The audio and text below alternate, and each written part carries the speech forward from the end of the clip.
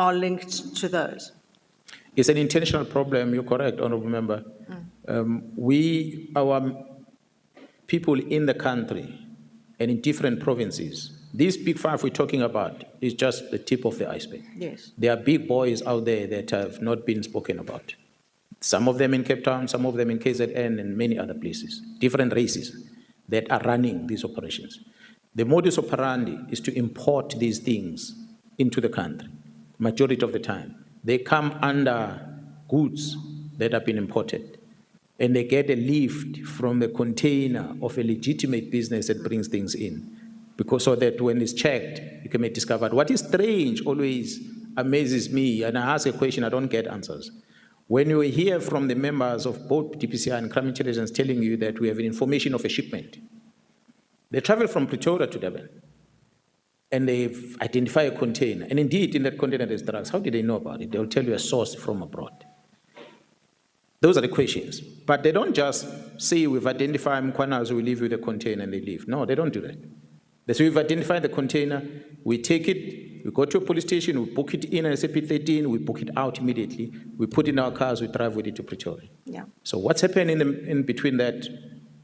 So I've raised these things as a problem. That's why the NSHACOM is looking at the methodology of making sure things like drugs, when you find the drugs, you must destroy it almost immediately. But with there to be legislation amendments with NPA on that regard. I'm still trying to work out who and which police officers were the ones who, during the riots around eThekwini, went to the harbour, ordered them to pull down a container, there was 3 containers up, and to drop it in an empty room and then leave.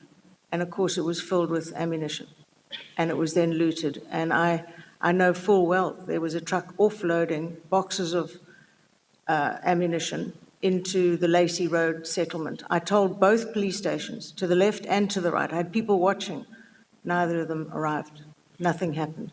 So someone is running something, and they were running that, and it's hugely concerning because nobody, it seems, has ever been arrested for doing that from within the SAPS.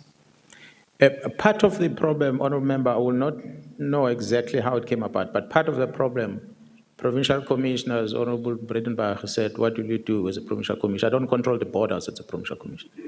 They are controlled by the division at the head office. But what I was told is that, and which I learned later, Durban Port, as you see it, is not like the precinct of this parliament where you have the gate entrance, then we're in a precinct. When you leave this gate, you are outside. The Port of Durban is not like that. Yes, there are control gates to come in, but the storage of the cargo that is still under customs is kept outside the premises, off-site.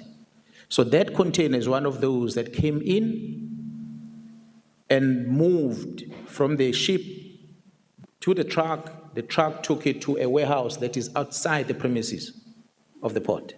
It was kept there.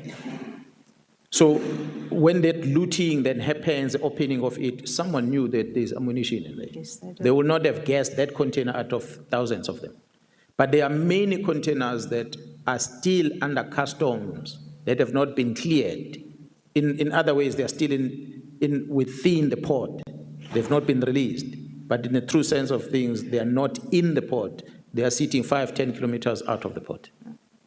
Are you satisfied that you have sufficient evidence against Lieutenant General Shadrack Sibiya to have him arrested, charged? From what the case I opened in KZN, I'm confident with that. And from what I gather from the team working in Gauteng, there's quite good information that they have.